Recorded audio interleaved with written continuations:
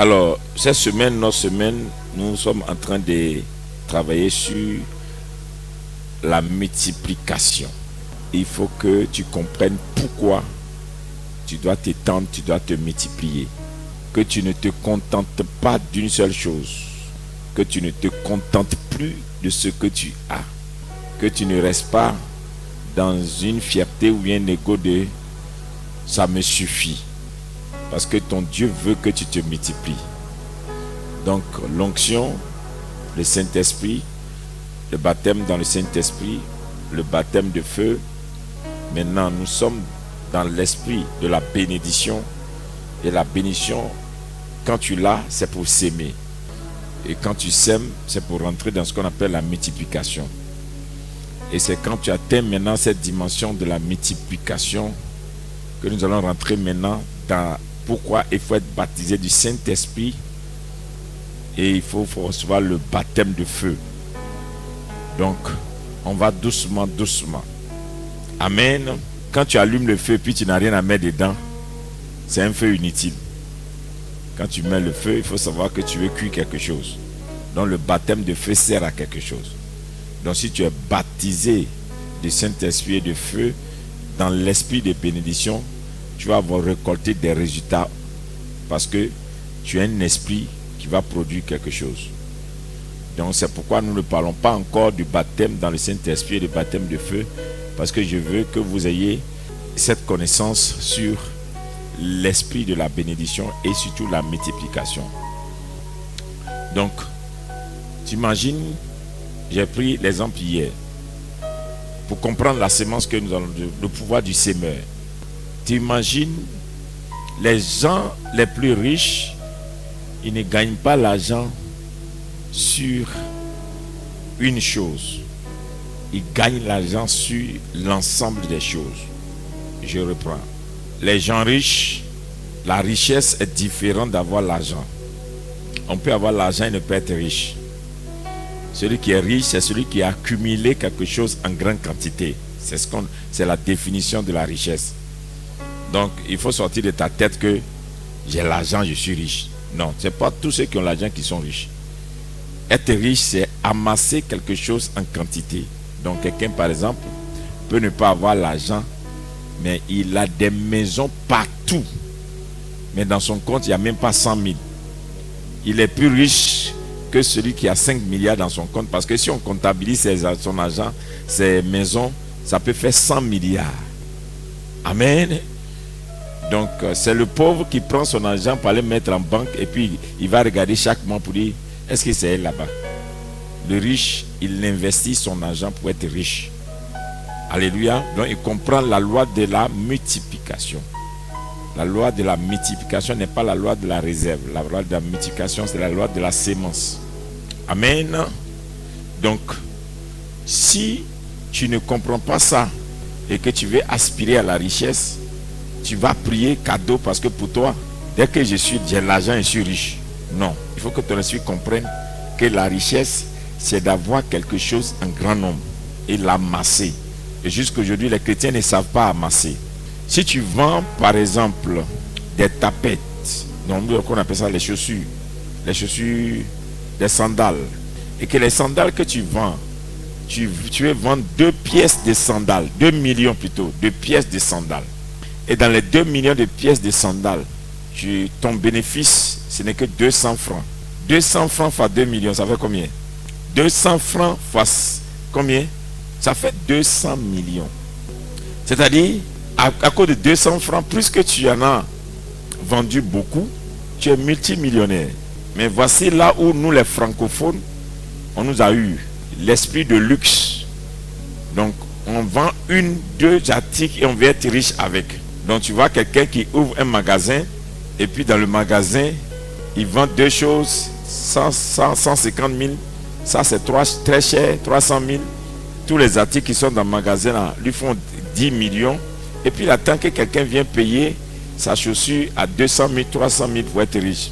Combien de personnes peuvent payer chaussure à 200 000? Donc du coup, il est dans ça. 3 mois, 6 mois, 1 an après, il ferme le magasin. Il ne peut plus payer le loyer parce qu'il n'y a pas beaucoup de personnes qui viennent payer ces marchandises qui sont chères. Alors que la femme qui vend à Djamé, elle vend une chaussure à 15 000 ou bien à 5 000, 7 000. Et puis le mois, elle vend 1 million de pièces que les gens prennent partout pour aller dans tous les pays de l'Afrique de l'Ouest. Et tu te rends compte qu'elle est multimillionnaire et la dame qui a fait son joli magasin engrais quelque part souffre encore avec le loyer. Parce que la dame qui est à Djamé, qui n'a même pas ventilateur dans son magasin, a l'esprit de la multiplication. Celle qui est dans un magasin à engrais quelque part qu'il a entretenu n'a pas l'esprit de la richesse, elle n'a que l'esprit de l'argent.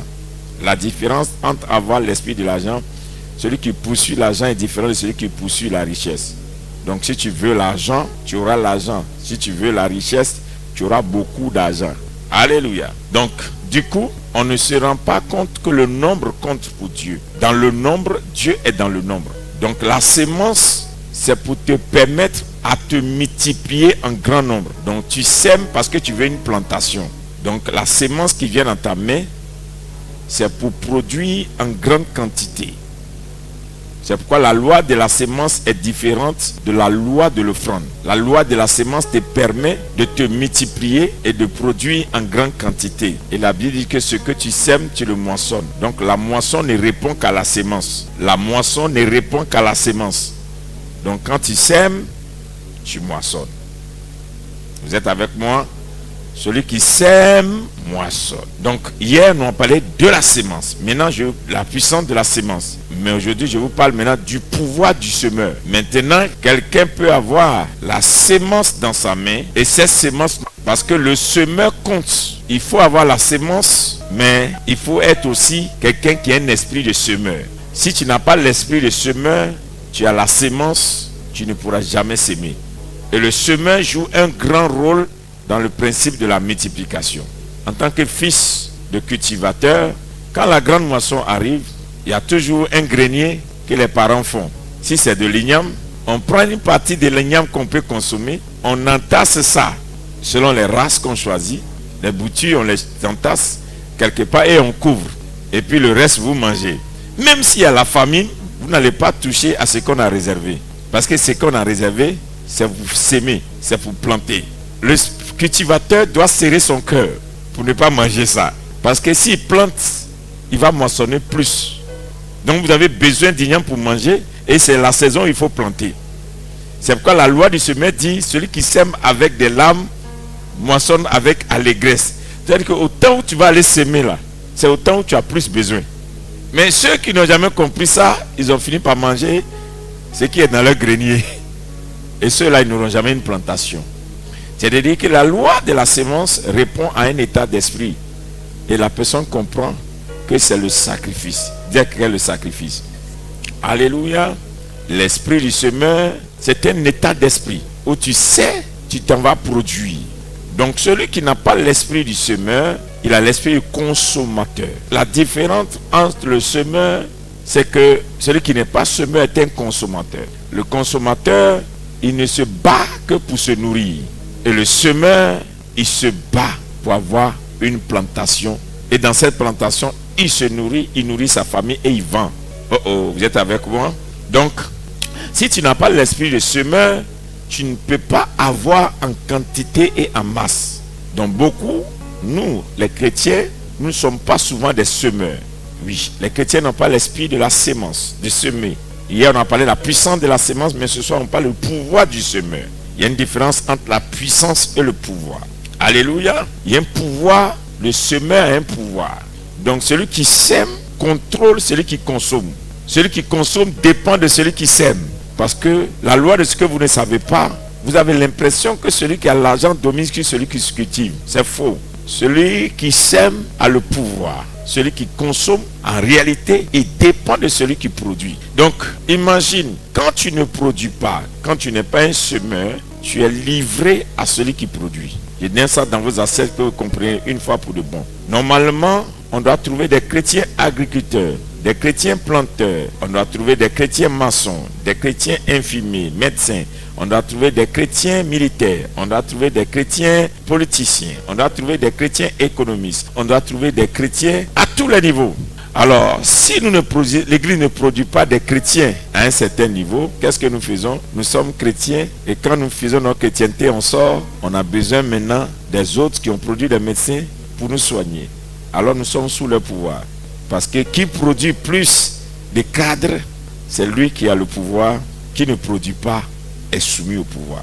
Le pouvoir, c'est le principe de la productivité. Tu sèmes pour avoir et c'est la sémence qui te donne le... Et c'est pourquoi, si tu n'es pas un semeur, tu n'auras jamais un pouvoir. Donc le nombre de ce que tu as détermine le pouvoir que tu as. Donc une fois que tu n'aimes pas le nombre, c'est que tu n'aimes pas le pouvoir. Donc tu peux être puissant et ne pas avoir le pouvoir. Donc quelqu'un peut être puissant et ne pas avoir le pouvoir. Le pouvoir, c'est la majorité avec toi. Et pour avoir la majorité, il faut avoir le nombre. Et c'est le nombre qui fait la majorité. Donc tu ne peux pas avoir la majorité économiquement. Tu ne peux pas avoir la majorité spirituellement. Tu ne peux pas avoir la majorité financièrement si tu n'as pas ce principe de s'aimer pour avoir plus. S'aimer, c'est chercher à avoir plus. Adorer, c'est chercher à être puissant. Celui qui adore le Seigneur, il veut la puissance du Seigneur. Celui qui s'aime dans le Seigneur, il veut se multiplier dans le Seigneur. Il a le pouvoir. C'est pourquoi Jésus dit, Seigneur, si vous regardez, on dit le Dieu Tout-Puissant. Et Jésus dit, tout pouvoir m'a été donné. Donc s'il y a un pouvoir et il y a une puissance, il y a une différence entre le pouvoir. Dans le pouvoir, il y a les clés. Dans la puissance, il y a un esprit. C'est ce que la Bible dit. Alléluia. Jésus dit, les clés du royaume m'ont été données et tout pouvoir m'a été donné parce que j'ai les clés. Mais dans la puissance, c'est un esprit qui vient sur toi et puis tu es puissant.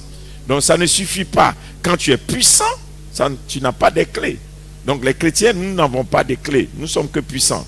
On guérit les malades, on ressuscite les morts, on chasse les démons, on parle en langue, on fait des croisades, nous sommes nombreux.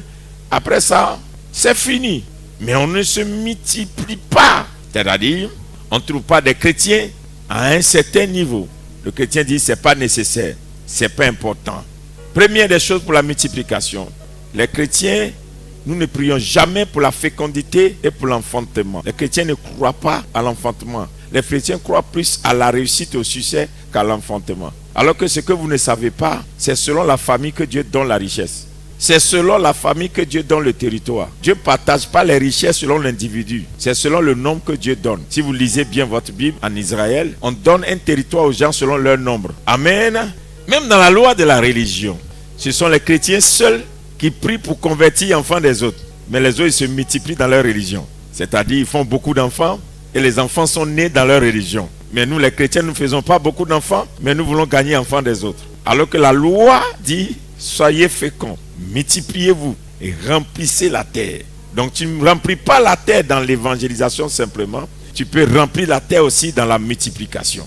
Donc, si tu n'as pas la mentalité de la multiplication, tu peux être sous une domination. Oh, vous êtes avec moi? Quelqu'un me comprend un peu? Faites très attention. Parce que le nombre intéresse Dieu. Donc, nous a fait croire que avoir une chose, ça suffit. Mais nous n'avons pas la mentalité d'avoir beaucoup. Dit beaucoup. Amen. Regardez bien. Dieu n'a pas suscité une nation tant que les enfants étaient dispersés. Quand Dieu fait appel à Abraham, il dit, tu te multiplieras et tu vas remplir la terre. Mais Abraham fait Isaac et Ismaël. Dieu ne parle pas. Isaac va faire à son tour qui? Jacob et Esaü. Et maintenant Dieu parle. Pourquoi Dieu n'a pas dit à Abraham, quand il a fait Ismaël, qu'il y a une nation qui est sortie de toi? On dit c'est le fils de la promesse. Et Dieu a réclamé même le fils de la promesse. Mais quand Isaac a eu deux en une fois, et que c'est un nombre, Dieu commence à lui dire, il y a un peuple, il y a une nation dans ton ventre. Il y a deux peuples, il y a deux nations dans le ventre de ta femme. À partir de cet instant, quand les deux sortent, ils se multiplient. Jacob va faire beaucoup d'enfants. Ismaël et Saül aussi va faire beaucoup d'enfants. Et Dieu prend 12 dedans pour faire la nation. Dieu ne prend pas une personne pour faire une nation. Dieu prend 12 pour faire une nation. Dieu lui-même pour faire l'homme, il a dit faisons. Il n'a jamais fait seul. Ce qui veut dire que le nombre joue un rôle dans le pouvoir. Pour qu'il y ait un pouvoir, il faut le nombre. Si tu n'as pas de nombre, tu n'as pas de pouvoir. C'est pourquoi ceux qui aiment jouer l'individualisme, ils ne vont jamais avoir le pouvoir. Le jour où tu décides de nourrir beaucoup de personnes, Dieu décide de te donner beaucoup. Le jour où tu dis, oui, c'est la vérité. Le jour où tu décides de t'occuper des autres, Dieu te montre ce qu'on appelle l'abondance. Donc c'est une loi. On sème pour avoir beaucoup parce que le beaucoup attire. Donc si tu n'en as pas, donc regardez le principe de la multiplication du pain, des 2 pains et des 5 poissons. C'est ça, non? Environ combien? 5000 personnes. Et Jésus a multiplié combien? 2 poissons et 5 pains, c'est ça? Ok. Pourquoi 2 poissons et 5 pains? 2 et 5. 5 pains, l'abondance, 2, la bénédiction. S'il y a la bénédiction dans l'abondance, il y a la multiplication. Mais pour que Dieu exauce Jésus, il fallait qu'il y ait au moins 5000 personnes. Ce pain n'allait jamais se multiplier s'il n'y avait pas beaucoup de personnes. Ça s'est multiplié parce qu'il y a du monde. S'il n'y a pas du monde, ça ne se multiplie pas. Regardez nos croisades d'évangélisation. Dieu ne guérit pas les gens parce que le pasteur est loin. Dieu guérit les gens parce qu'il y a beaucoup de malades. Si quiconque mon nom sera invoqué, la personne aura le salut. Si tu rassembles beaucoup de malades, Dieu est obligé de guérir. Amen. Et si vous regardez ce principe partout, vous allez vous rendre compte que partout où il y a du monde, alléluia, il y a une bénédiction qui est différente. Il y a une affectation de richesse. C'est pourquoi l'évangile, c'est pour toucher la multitude. Allez et faites de toutes les nations mes disciples. Dès qu'on prie ce soir, et puis tu as le mental de semeur, et puis tu dis, moi, je vais employer 2000 personnes. Le jour où tu as dit ça, tu as déclenché quelque chose sur ta vie. Je sais de quoi je vous parle. Si tu ne peux pas nourrir des gens, ne demande pas à Dieu de te donner l'abondance. C'est pourquoi les gens qui sont pingres, les gens qui sont méchants dans la distribution, ils ont l'argent, mais leurs maisons sont hantées. Et tu vois leur descendance, ils vivent des choses bizarres. Parce qu'il n'y a que 2, 3 chez eux, ils ont beaucoup dans la main, mais ils ne peuvent rien faire avec. Alléluia. Abraham avait 4000 personnes qui mangeaient à ta table tous les soirs. 4000 personnes, je ne te parle pas de 40 personnes ni 400 personnes. 4000 personnes qui mangent tous les soirs. Ses serviteurs et tout ça là. C'est pourquoi Dieu va lui dire, tu es une source de bénédiction. Donc Abraham a expérimenté ce qu'on appelle la bénédiction parce qu'il est capable de nourrir des multitudes. L'onction de Dieu sur notre vie, c'est l'onction de la multitude. Si ce que tu as ne peut pas couvrir la multitude, quelque part tu es limité. Quand tu reçois la prière de ce soir, ne dis pas j'ai une entreprise, ça me réussit, ça suffit. Tu dois avoir des entreprises. C'est comme ça. Ne fais pas une seule chose jusqu'à la fin de ta vie. Fais des choses. Parce que la Bible dit quand ton onction est sur toi, quand tu verras les signes, tous ces signes s'accomplir, c'est que Dieu est avec toi. Tout ce que ta main trouvera à faire, fais-le car Dieu est avec toi. Donc une personne doit être dans tout. Oh, je ne parle pas à quelqu'un. Est-ce que je parle à quelqu'un? La multiplication est une puissance. Plus tu te multiplies, plus tu deviens puissant. Un pasteur doit comptabiliser le nombre de personnes qu'il a baptisées par an. C'est ça qui fait son manteau. Le manteau là, c'est pas fait de j'ai reçu le manteau de prospérité. Non, le manteau c'est le nombre d'âmes. Chaque âme que tu gagnes est comme des fils que tu es en train de mettre ensemble pour tisser ton manteau. Un pasteur, allez-y, qui a fait 1 an, qui n'a pas gagné une âme, ça veut dire que tu es nu spirituellement. Tu n'as pas de manteau. Mais oui, c'est ça le ministère. Combien de personnes t'ont écouté et ils ont cru à Jésus? Non seulement ils ont cru en Jésus, ils sont venus rester. Donc les gens ne savent pas que le nombre que tu gagnes à Dieu compte dans le principe du royaume. On nous a fait croire que non, tu peux gagner une seule. Non. La loi du semeur dit, un maître est venu, puis il a donné la semence à chacun. C'est le semeur. À d'autres, il a donné 1, à d'autres, il a donné 2, à d'autres, il a donné 10. Et il est parti. Quand il revient, il demande à chacun, faites-moi la comptabilité. Et puis, il y a celui qui a reçu 1, dit, toi, je te connais. Là où tu n'as pas semé, c'est là tu viens moi, je ne pourrais pas avoir de problème. J'ai enterré ta semence, je viens, je te donne tel que ça y est. Et le maître dit, toi, tu es un serviteur infidèle. Jetez-le. Mais celui qui a pris Dieu dit non. J'ai réussi à multiplier ça. Il dit, toi, tu es un bon serviteur. Donc, un bon serviteur, ce n'est pas celui qui garde la parole. C'est celui qui multiplie ce que Dieu lui a donné. Donc si Dieu t'a fait grâce d'un don, par le don, tu dois te multiplier. Tu dois gagner des gens. Les gens doivent gagner des gens.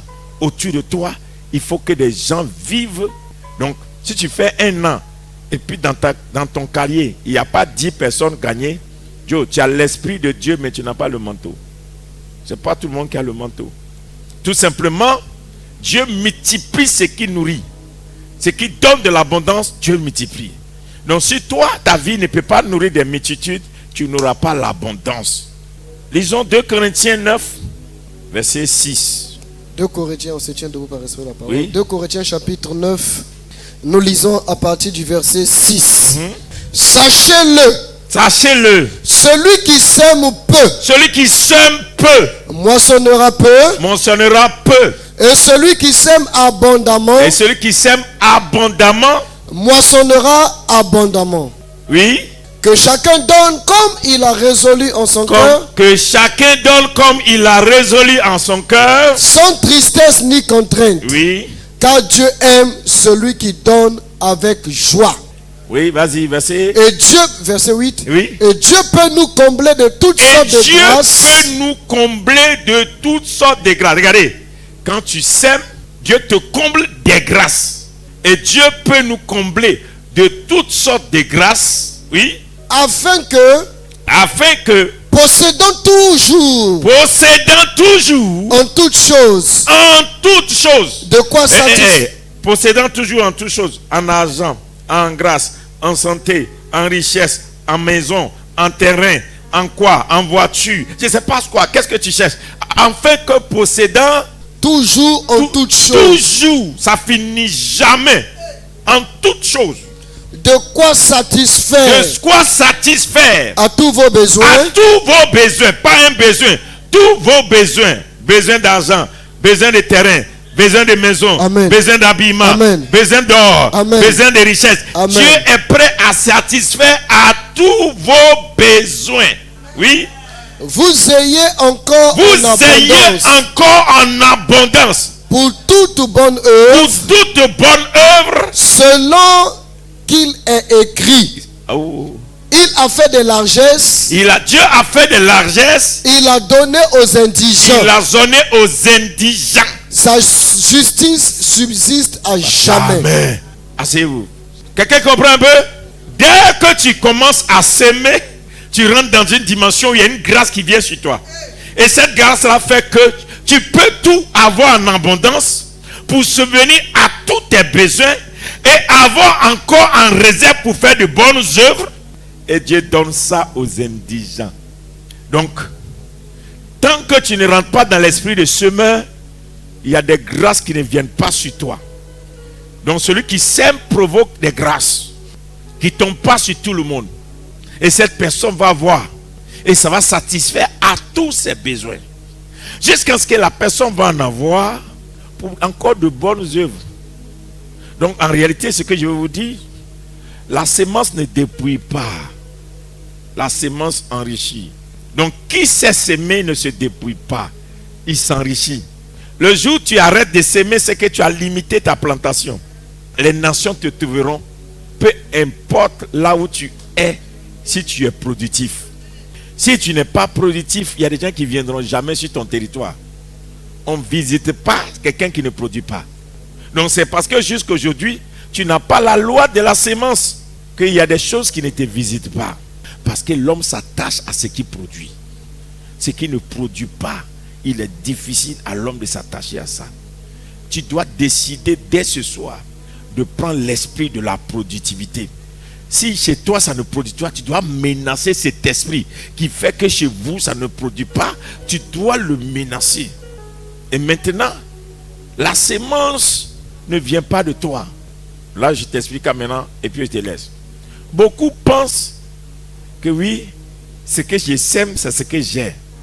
C'est faux. Il n'y a pas un homme qui est propriétaire d'une sémence. Dieu n'a jamais demandé à quelqu'un d'aller chercher une sémence. Tout ce que vous sémez appartient à Dieu. Et c'est Dieu qui donne la sémence. Les premières sémences qui sont venues sur la terre ne sont pas les résultats de la culture de l'homme. La Bible dit que Dieu a créé les herbes et il dit à l'homme, tout ce qui aura de la sémence en lui, c'est pour toi. Donc ça veut dire que ça a été créé avec la semence à l'intérieur. Maintenant, le rôle que Dieu te dit, on dit cultiver et garder le jardin. Donc ça veut dire quoi? Dieu te donne un. Et puis il dit maintenant le un que je t'ai donné là, il faut faire multiplier. Et puis garde ce que tu as multiplié. Quand on dit garde, ça veut dire quoi? C'est pour toi. Oh, vous n'avez pas bien compris. Donne-moi le verset, puisqu'ils ne comprennent pas. Dans le jardin d'Éden, Dieu dit quoi? Il ne pleuvait pas dans le jardin d'Éden parce qu'il n'y avait pas un homme pour le cultiver et le garder. Donc la pluie ne vient pas pour arroser le sol. La pluie vient pour favoriser la sémence de l'homme. Hier, je vous l'ai dit, quand il y a l'eau, c'est pour faire croître la sémence. Donc il pleut pour faire croître la sémence. Donc il n'y a pas de sémence, il tombe de la pluie. Pourquoi? Tu cherches l'onction et puis tu ne sèmes pas. L'onction ne vient pas pour faire tomber les gens seulement. L'onction vient pour faire croître nos entreprises, nos vies, nos maisons, nos ministères, nos grâces. Donc si ce n'est pas pour faire croître, pourquoi tu cherches l'onction? Écoutez-moi bien. Vous chassez le diable parce que vous n'avez pas la loi de la croissance. Écoutez-moi bien. Un territoire qui est occupé, Satan ne vient plus dessus. Une fois que tu commences à te multiplier, les ténèbres fuient. Ils ne s'asseyent pas là. Parce que tu te multiplies comment? Tu es un esprit, tu accouches un esprit. L'autre esprit accouche un esprit. Dès que vous devenez nombreux, vous êtes des esprits. Aucun esprit ne peut rester là où il y a des feux esprits. Ils déménagent eux-mêmes. Vous ne priez pas, mais fuient. Mais quand vous ne vous multipliez pas, Satan, il va chercher ces gens pour venir. C'est pourquoi la Bible dit, quand on chasse un démon et qu'il sort, il va chercher encore 7 autres démons plus puissants que lui pour revenir. Mais quand il revient et que la maison n'est pas occupée, c'est ce que la Bible dit. Quand il revient et que la maison n'est pas occupée, il rentre et la condition de la personne est pire que la première condition. C'est ce que la Bible dit. Mais quand la maison est occupée, ils font demi-tour. Quand toi, tu ne charges pas, tu ne remplis pas ton destin, c'est pourquoi Dieu t'a appelé là. Tu joues. Dieu t'a fait grâce pour chanter et puis tu joues. Dieu t'a fait grâce pour réussir dans le commerce et puis tu joues. Dieu t'a fait grâce pour faire la couture, tu joues. Dieu t'a fait grâce, tu sais jouer le football, tu joues. Dieu t'a fait grâce, comme moi comme ça, je suis prédicateur. Aïe, j'ai donné à quelqu'un d'autre. Je ne vais pas donner, je vais prêcher. Pourquoi? C'est que Dieu t'a donné là, multiplie-toi dedans. Multiplie-toi sans arrêt. Multiplie-toi dedans. Il y a quelque chose que tu as que quelqu'un n'a pas. Et c'est ta part. Multiplie-toi dedans. Si tu sais chercher l'argent, ne t'arrête pas de chercher l'argent. Il ne faut pas aller prêcher. Cherche l'argent. Celui qui est appelé pour prêcher, qu'il aille prêcher. Toi, Dieu t'a appelé pour chercher l'argent. Cherche l'argent et trouve le meilleur de l'argent. Oh, est-ce que je parle à quelqu'un? Amen. Regardez, Salomon, lui, il sait trouver l'argent. Son père lui donne caisse d'argent. Il ne s'est pas contenté de ce que son père lui a donné. Il allait trouver Dieu. Et la Bible dit, en son temps, il a rendu l'argent commun comme les cailloux. Le semeur est un entrepreneur. S'aimer, c'est avoir l'esprit d'entrepreneuriat. Dieu t'appelle à l'entrepreneuriat. Dieu t'appelle à cultiver pour garder ce que tu vas multiplier. Tu as trouvé le verset? Tout ce que Dieu te donne, Dieu veut que tu multiplies ça. Quand tu finis de multiplier, ça ne revient pas chez Dieu. C'est pour toi. Tu gardes. La productivité, c'est un état d'esprit. Le semeur, c'est l'entrepreneur. Et l'entrepreneur, c'est celui qui a ce que Dieu lui a donné, une sémence, et il veut multiplier ça. Qu'est-ce que Dieu t'a donné et que tu ne veux pas multiplier? Il y a des gens ici, là, quand ils parlent français, ils n'ont pas un grand niveau, mais leur français, là, on dirait, mais français, ça, là, tu as ça dans la maison. Tu ne peux pas savoir que maîtriser une langue peut être une capacité. Oui, on paie des gens des fois pour faire des discours. Il y a des gens, tout le don que Dieu t'a donné, c'est la bonne diction. C'est-à-dire quand tu prononces les mots, ça sonne bien dans les oreilles. Il suffit seulement que tu saches faire ça, qu'il y a quelqu'un qui est prêt à t'embaucher pour que tu prononces bien le nom de son entreprise, que tu es payé. Il y a des grâces partout. Dieu a sémé quelque chose en toi. Tu dois le multiplier. Est-ce que je parle à quelqu'un? Tu dois simplement le multiplier. Tu as trouvé? Yes, papa. Il dit quoi? Il y a deux versets. Premier, Genèse chapitre 2, à partir du verset 5. Aucun arbuste des champs n'était encore sur la terre, et aucun herbe des champs ne germait encore. Car l'Éternel Dieu n'avait pas fait pleuvoir sur la terre, et il n'y avait point d'homme pour cultiver le sol. Le deuxième verset, dans Genèse chapitre 2, à partir du verset 15. L'Éternel Dieu prit l'homme et le plaça dans le jardin d'Éden pour le cultiver et pour le garder. Tout. Donc la pluie vient à cause de toi. Maintenant, toi, tu fais rien avec. L'onction vient sur toi. Quand tu es là, tu dis, oh, je sens quelque chose là. Quand tu sens plante, il ne faut pas aller dormir avec. Nous sommes remplis d'onction, de puissance. Mais nous ne savons même pas. C'est pourquoi quand tu viens à l'église, quand on parle de l'argent, tu es gris. Tu ne plantes pas. Tu ne sèmes pas. Ésaïe 55, verset 10. Merci Seigneur pour leur vie. J'ai une vision. J'ai une vision. Je vois un champ de blé dans l'infini. Le Saint-Esprit me dit que ce soir, il va accorder une grâce à certaines personnes. L'abondance va rentrer chez vous. C'est ce que le Saint-Esprit est en train de dire. C'est-à-dire, tu vas oser faire une chose et Dieu va t'étonner dans ce que tu vas oser faire. Je vois un grand champ de blé vaste, sans limite. Le Saint-Esprit me dit, ce champ de blé, c'est la saison, la porte que j'ouvre devant des gens. Ils vont rentrer dans une grâce de multiplication, d'abondance. Et je dis, mais c'est pourquoi il me dit, la loi de Joseph prend effet sur la vie de certaines personnes. Amen. Et le Saint-Esprit me dit, il y a des gens, ils vous ouvrent la porte de 7 ans. À partir de cette année, tu vas commencer à vivre l'abondance sur 7 ans. Pendant les 7 prochaines années, l'Éternel va te visiter d'une manière surnaturelle. Tu trouveras de l'abondance sur ton chemin. Dieu va te surprendre. Dieu va te surprendre. Ainsi parle l'Éternel. Il y a de l'abondance. Il y a un esprit qui est rentré ici. C'est la saison pour quelqu'un. Le Saint-Esprit dit, c'est une saison. Je vois un grand champ de blé, un champ vaste sans limite.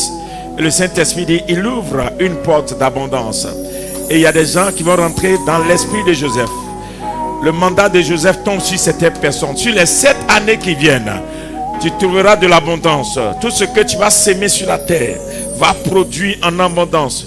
Tout ce que tu vas s'aimer va produire en abondance. Tout ce que tu vas s'aimer va produire en abondance. C'est ainsi parle l'Éternel. Il y a des gens que Dieu introduit dans une saison d'abondance. Cette saison est une saison, c'est un vent, c'est un temps, ce qui est résolu par l'Esprit de l'Éternel. Une saison d'abondance. Et ce champ est ton champ. Et Dieu t'introduit dans cette saison. Il y aura de l'abondance. Tu vas produire. Tu vas produire là où tu ne produisais pas hier. Tu vas s'aimer. Et ça va te surprendre que le peu que tu sèmes en train de se multiplier. Parce que c'est le temps. Et il dit, c'est la loi qu'il a donnée à Joseph. C'est cette loi qui libère sur la vie de quelqu'un. Ainsi parle l'Éternel. C'est la saison de l'abondance sur la vie de quelqu'un. Pour les 7 prochaines années, les gens ne vont pas comprendre ce qui va se passer dans ta vie. Du peu tu vas tirer, des résidus tu vas tirer la gloire, du reste Dieu va tirer une gloire, des choses qu'on ne pouvait pas imaginer Dieu va tirer une gloire.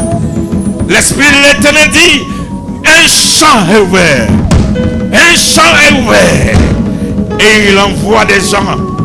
Tu vivras quelque chose.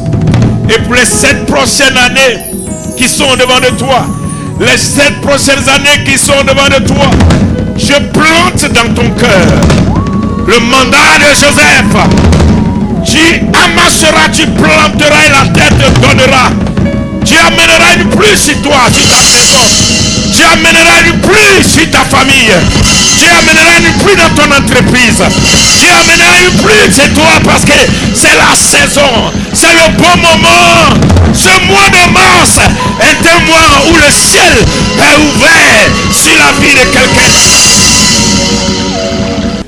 Les anges qui étaient appelés pour veiller sur la mission de la moisson, tu verras le surnaturel.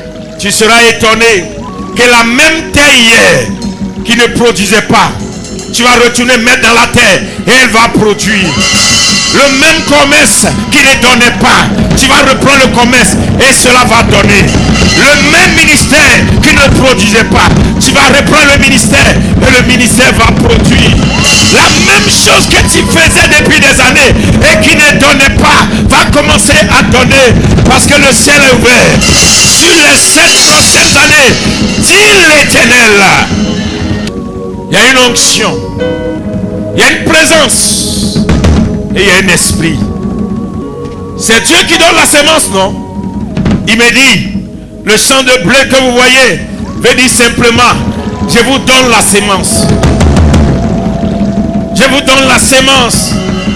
Je vous donne la semence. Je vous donne la semence. Je vous donne la semence. Recevez cette prophétie comme une semence.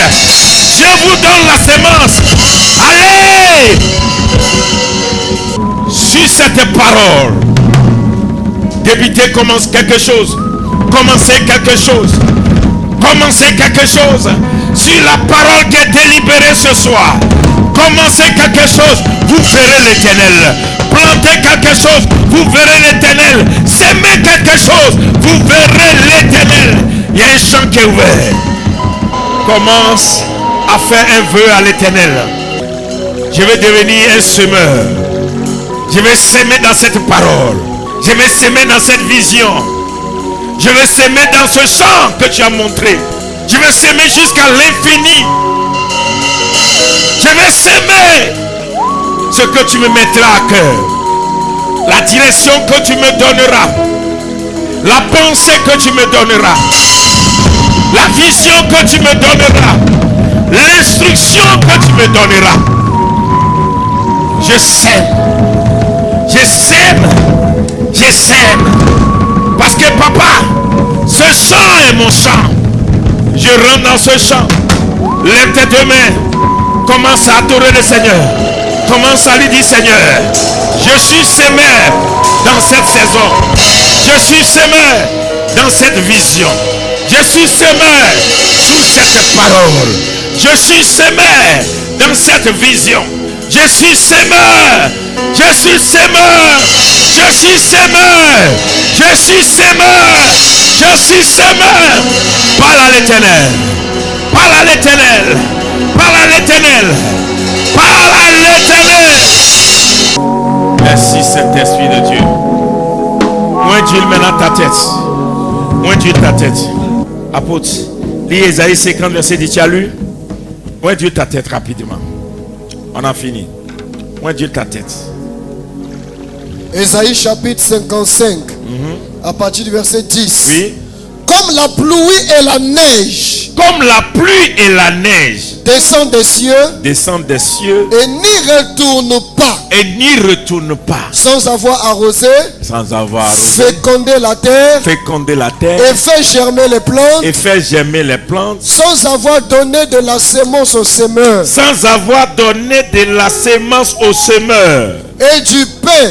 Et du pain à celui qui mange. À celui qui mange. Ainsi en est-il de ma parole. Ainsi en est-il de ma parole. Qui sort de ma bouche. Qui sort de ma bouche. Elle ne retourne point à moi. Elle ne retourne point à moi. Sans effet. Sans effet. Sans avoir exécuté. Sans avoir exécuté. Ma volonté. Ma volonté. Et accompli. Et accompli. Mes desseins. Mes desseins. Parole du Seigneur. Parole du Seigneur. Où est Dieu ta tête? Sur cette vision qu'on vient d'avoir, Dieu dit que sa parole ne peut pas retourner à lui. Je vais te donner toi-même 3 minutes. Pendant ces 3 minutes, parle à ton Créateur. Dis-lui ce que tu es prêt à faire pour que son nom éclate, sa gloire éclate dans cette génération. Fais un vœu à l'Éternel. Et s'il apparaissait comme celui qui donne de la semence, voici ce que tu feras avec lui. S'il marchait avec toi, s'il te montrait sa face, parle à ton Créateur. Il dit que sa parole ne peut pas retourner à lui. Si c'est lui qui a montré la vision de ce champ, cette vision ne peut pas retourner à l'Éternel. Ça enrichit des gens au milieu de nous. C'est le moment de dire à Dieu, fais de moi ce multimilliardaire, ce chef d'entreprise, chef d'entreprise, cet homme de Dieu, cette femme de Dieu, cet homme élevé, cette femme élevée, cette maison élevée, cette famille élevée. C'est le moment de parler à Dieu. Si tu es avec moi et que tu marches avec moi, voici ce que je ferai. Parle à ton Dieu. Parle à ton Dieu. Ouvre ta bouche. Parle à ton Dieu. Alléluia. J'ai encore une vision. Je vois, vous voyez, des manteaux que les gens portent, les gens, et qu'on met sur habits comme ça, on met des bras dedans. L'habit qu'elle a porté là, mais c'est comme des bras dedans comme ça, mais il n'y a pas de couture. Mais le devant n'est pas fermé, mais on met la main dedans et puis ça couvrait les gens. Et je vois en vision, c'est bon, je vois en vision plusieurs manteaux qui tombent dans la salle. Et puis je vois plusieurs couleurs. Je vois le blanc, je vois le violet, je vois le bleu, je vois l'or, je vois le rouge royal. Et puis je demande au Seigneur, pourquoi ces manteaux au milieu de nous? Et le Saint-Esprit me dit, c'est la grâce de pouvoir faire quelque chose d'exceptionnel. Ce qui veut dire que ce soir, il y a des gens qui sont au milieu de nous.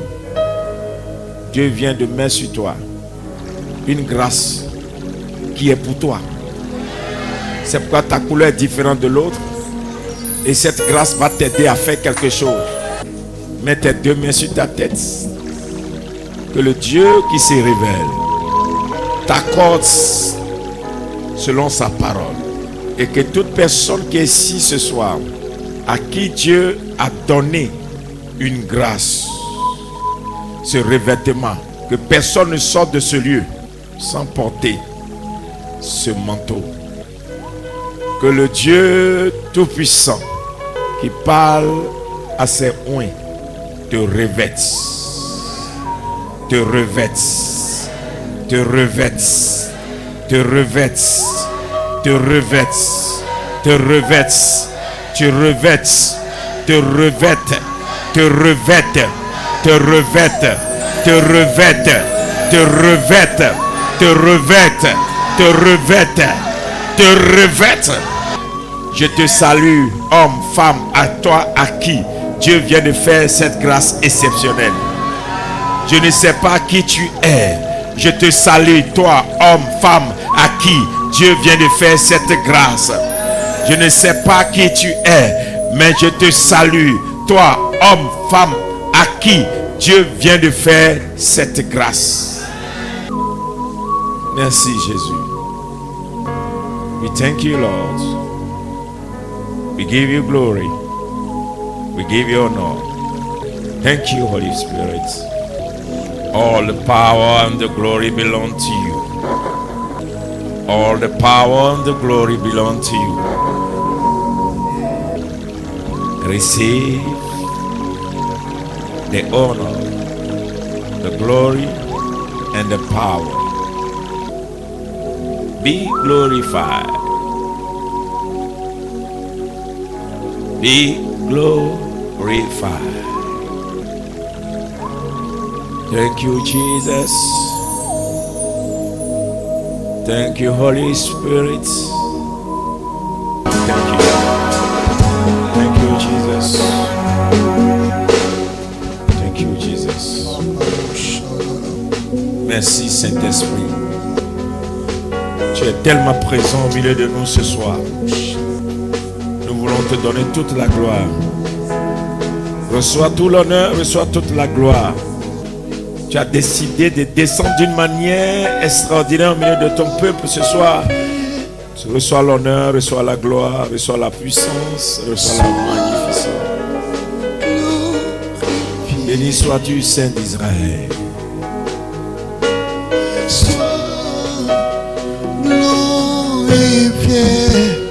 Merci Seigneur. Alléluia.